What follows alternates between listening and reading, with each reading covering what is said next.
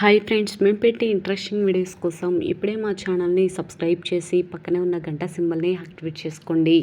అలా చేయడం వల్ల మేము పెట్టే ప్రతి వీడియో నోటిఫికేషన్ మీ వరకు ఈజీగా వచ్చేస్తుంది. ఇక లేట్ చేయకుండా వీడియోలో ఏం జరుగుతుందో చూసేయండి. ఇకపోతే రూప హాస్పిటల్కి వెళ్తుంది ప్రతాప్ని తీసుకొని. ఎందుకు అంటే ప్రతాప్కి కొంచెం ఒంట్లో నలతగా ఉండడంతో హాస్పిటల్కి తీసుకొని వెళ్ళడం. అక్కడికే అదే హాస్పిటల్లో మరి ఇక కిడ్నీ ఆపరేషన్ జరిగింది కదా ముత్యాలకి. ముత్యాలు కూడా చెకప్ కోసమని అదే హాస్పిటల్కి వెళ్ళడం. అక్కడ డాక్టర్ ఇక రూపని చూపించి, ఆ అమ్మాయి ఆ రోజు మీకు కిడ్నీ ఇవ్వకపోతే మీ ప్రాణాలకే ప్రమాదం జరిగి ఉండేది అని రూప వైపు చూపించగానే రూపని చూసి ముత్యాలు షాక్ అయిపోతుంది. ఏంటి, ఆ అమ్మాయి నాకు కిడ్నీ డొనేట్ చేసింది అనగానే, అవునండి ఆ అమ్మాయి అని చెప్పగానే రూపని దగ్గరికి తీసుకొని గట్టిగా గుండెలకు హత్తుకుంటుంది ముత్యాలు. అది చూసిన రాజు సంతోషపడతాడు. మరి నిజంగా ముత్యాలకి కిడ్నీ డొనేట్ చేసింది రూప అన్న విషయం ఇంత త్వరగా ముత్యాలకి తెలియబోతుందా? అదే విషయం తెలిస్తే ప్రతాప్ ఎలా రియాక్ట్ అవ్వబోతున్నాడు? నిజంగా ఏం జరుగుతుంది తెలుసుకోవాలి అంటే ఈ వీడియో చివరి వరకు చూడండి ఫ్రెండ్స్. నచ్చితే ఒక లైక్ చేయటం మర్చిపోకండి. ఇక లేట్ చేయకుండా వీడియోలో ఏం జరుగుతుందో చూసేయండి. ఇకపోతే గుడిలో లగ్న పత్రిక ఖాళీ బూడిదవ్వడంతో అందరూ కూడా చాలా బాధపడతారు. ముత్యాలు ఈ విధంగా అడుగుతూ ఉంటుంది పంతులు గారిని. పంతులు గారు, శుభమాని లగ్న పత్రిక రాపించుకుంటే ఇలా జరిగిందేంటి అని అంటూ ఉంటే, అమ్మ అదేమీ పట్టించుకోవద్దు, ఇక తర్వాత మళ్ళీ ఒక మంచి రోజు చూసుకొని ముహూర్తం పెట్టుకుందాం, ఆ రోజు లగ్న పత్రిక రాస్తాను అనగానే, సరే పంతులు గారు అని చెప్పగానే ముత్యాలు అప్పలనాయుడు ఇంటికి వెళ్ళిపోతారు. రాజు రూపతో మాట్లాడుతూ ఉంటాడు. అమ్మాయి గారు చూసారా, దేవుడు ఉన్నాడు, లేకపోతే మన చేతులకి కంకణాలు కట్టుకున్న తర్వాత కూడా ఆ శ్వేత వచ్చి నా చేతికి ఉన్న కంకణాన్ని విసిరిపడేసింది. నేను చాలా భయపడిపోయాను. కానీ లగ్న పత్రిక మంటల్లో పడింది అంటే మా పెళ్ళి జరగడం దేవుడికి కూడా ఇష్టం లేదనే కదా. మీకు నాకు దేవుడు ఎప్పుడూ అన్యాయం చేయడం అమ్మాయి గారు అని చెప్పి ఈ విధంగా రాజు అంటూ ఉంటే, అవును రాజు, కానీ నాకు చాలా భయం వేసింది తెలుసా. నిజంగానే లగ్నపత్రిక అందరూ కూడా చదివిన తర్వాత మార్చుకుంటే త్వరలోనే ముహూర్తం పెట్టేస్తారు. నీకు శ్వేతకి పెళ్ళి జరిగిపోతుందేమో, నువ్వు ఎలాగో అత్తయ్య మాటకి ఎదురు చెప్పలేవు, నేను నాన్న మాటకి ఎదురు చెప్పలేను. వాళ్ళిద్దరి మనసులో మనం స్థానం సంపాదించుకునేంత వరకు ఈ లగ్న పత్రిక రాపించుకోకపోవడమే మంచిది అని అనుకున్నాను. దేవుడు పైనున్న దేవతలు తదాస్తు అన్నారో ఏమో, కానీ నిజంగా అలానే జరిగింది రాజు అనగానే, అవునమ్మాయి గారు మీరేమీ కంగారు పడకండి, ఆ దేవుడే మనకి దారి చూపిస్తాడు అని చెప్పి ఈ విధంగా అంటూ ఉంటాడు రాజు.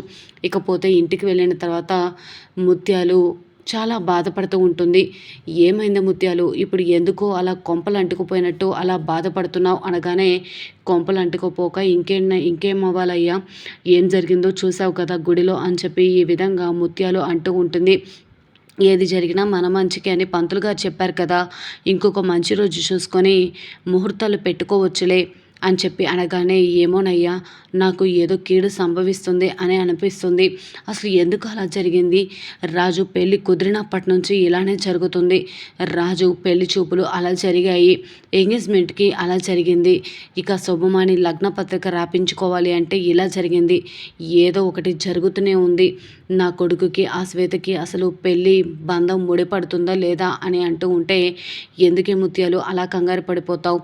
నేను ఏ రోజు చెప్పాను కదా, రాజుకి ముందే పెళ్లి జరిగింది, పెళ్లి జరిగిన రాజుకి నువ్వు మళ్ళీ పెళ్లి చేయాలని చూస్తే దేవుడు మాత్రం ఊరుకుంటాడా ఏంటి అని అంటూ ఉంటే, ఏంటయ్యా నువ్వు అలా మాట్లాడుతున్నావు?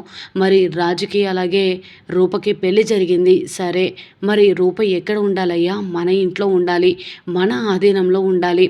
రాజుని భర్తగా కావాలనుకొని మన ఇంట్లో అడుగుపెట్టి మన వెంట కష్ట సుఖాలను పంచుకోవలసిన ఆ రూప పెద్దయ్య గారు అని రాజు ఎంతో సేవ చేశాడు కదా, అది మర్చిపోయి రూప అక్కడే ఉండిపోయింది. మరి నా భర్త రాజు కావాలి అని చెప్పి ఏ రోజు కూడా రాలేదే అయ్యా అని చెప్పి ఈ విధంగా రూప అడుగుతూ ఉంటే, రూప గురించి ముత్యాలు అడుగుతూ ఉంటే అప్పలనాయుడు ఏం మాట్లాడకుండా సైలెంట్గా ఉండిపోతాడు. నిన్న మొన్న కూడా చూసావు కదే ముత్యాలు, రాజు అలా కోర్టులో బోన్లో నించుంటే మనం ఎవరం కూడా ఏమి చేయలేకపోయాం. కానీ ఆ రూప పరిగెత్తుకుంటూ వెళ్ళి మందారం ఎక్కడున్నా సరే వెతికి తీసుకొని వచ్చి రాజుని విడిపించగలిగింది. మనం ఏ ఒక్కరమైనా సరే రాజుని బయటకు తీసుకురాగలిగామా? లేదు కదా అని చెప్పి ఈ విధంగా అంటూ ఉంటే, అవును, రాజుని రూప బయటకు తీసుకొచ్చింది.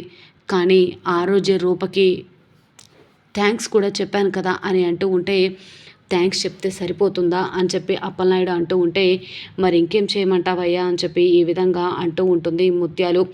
ఏం చేసినా చేయకపోయినా వాళ్ళిద్దరిది భార్యాభర్తల బంధం. మనం అవునన్నా కాకపోయినా అమ్మాయి గారు రాజు ఎప్పుడూ భార్యాభర్తలు. వాళ్ళిద్దరికీ బంధం ముడిపడిపోయింది. మనం ఎన్ని పనులు చేసినా ఆ పనులు ముందుకి సక్రమంగా జరగవు. అవి జరగాలి అంటే రాజు రూప విడిపోయి ఉండాలి, లేదా ఒకరికొకరు విడిపోయి ఉండాలి తప్ప ఎప్పటికీ అలా జరగదు ముత్యాలు, గుర్తుపెట్టుకో అని చెప్పి ఈ విధంగా అంటూ ఉంటాడు అప్పలనాయుడు. అప్పలనాయుడు అన్న మాట గురించి కూడా ఆలోచిస్తూ ఉంటుంది ముత్యాలు. ఇకపోతే విజయాంబిక మాత్రం దీపక్ కోసం స్టేషన్కి వెళ్ళి చాలా బాధపడుతూ ఉంటుంది. దీపక్, నీకు ఇలాంటి దుస్థితి పడుతుందని కల్లో కూడా ఊహించలేదురా, ఎందుకు ఇలా జరిగింది అని చెప్పి చాలా బాధపడుతూ ఉంటుంది ముత్యాలు. అమ్మ, నాకు ఏం జరిగినా బాధ అనిపించలేదు, కానీ ఆ రూపే నన్ను బొక్కలో వేపించింది. ఆ రాజుగారిని బయటకు తీసుకురావడానికి ఆ మందారాన్ని వెతికి తీసుకొచ్చింది. మందారం చనిపోయిందనుకున్న మందారం తిరిగి రావడం ఏంటో, ఆ రాజుగాడు బయటికి రావడం ఏంటో నాకేమీ అంతు పట్టట్లేదమ్మా అని చెప్పి ఈ విధంగా అంటూ ఉంటాడు. వెంటనే ముత్యాలు ఇలా వెంటనే విజయాంబిక ఇలా అంటూ ఉంటుంది, ఏం జరిగినా సరే నువ్వు మాత్రం ఏమీ బాధపడకు దీపక్, నేను ఖచ్చితంగా నిన్ను బయటకు తీసుకొస్తాను, నువ్వు నా మీద ఆశ పెట్టుకో అని చెప్పి అంటూ ఉంటే, లేదు మమ్మీ, నేను బయటికి రావాలి, ఖచ్చితంగా బయటికి వచ్చి ఆ రూపరాజుల అంతు చూడాలి అనగానే, నువ్వు చేయాల్సిన అనుకున్న పనులన్నీ కూడా నేను దగ్గరుండి చూసుకుంటాను దీపక్, కానీ నువ్వు బయటకు రావడానికి కొంత సమయం పడుతుంది అని చెప్పి ఈ విధంగా అంటూ ఉంటుంది విజయాంబిక. సరే అని చెప్పేసి టైం అయిపోగానే ఇక దీపక్ లోపలికి వెళ్ళిపోతాడు. విజయాంబిక చాలా బాధపడుతూ వెనక్కి తిరిగి వచ్చేస్తుంది. ఇకపోతే ప్రతాప్ అలాగే రూప బయటకు వెళ్తూ ఉంటే, ప్రతాప్కి ఉన్నట్టుండి ఒక్కసారిగా కళ్ళు తిరిగినట్లు అనిపిస్తూ ఉంటుంది. నాన్న, హాస్పిటల్కి వెళ్దామని చెప్పి రూప దగ్గరున్న హాస్పిటల్కి ప్రతాప్ని తీసుకుని వెళ్తుంది. ముత్యాలకి కూడా అదే హాస్పిటల్లో కిడ్నీ డొనేషన్ ఆపరేషన్ జరగడంతో అదే హాస్పిటల్కి చెకప్ కోసం ముత్యాలు అలాగే అప్పలనాయుడు ఇద్దరు కూడా అదే హాస్పిటల్కి వెళ్తారు. అనుకోకుండా ముత్యాలు, అప్పలనాయుడు, ప్రతాప్, రూప అందరు కూడా ఒకరికొకరు ఎదురు పడతారు.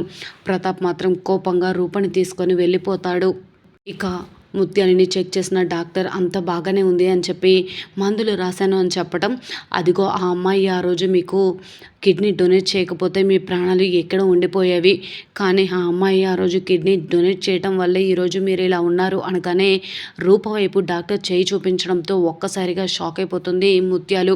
మరి నిజంగానే డాక్టర్ ఇక రూపే ముత్యాలకి కిడ్నీ డొనేట్ చేసిందన్న విషయం చెప్పడంతో మరి రూప ఏం చేయబోతుంది? నిజంగా రూపే తనకి కిడ్నీ డొనేట్ చేసిందని రూపని దగ్గరికి తీసుకోబోతుందా?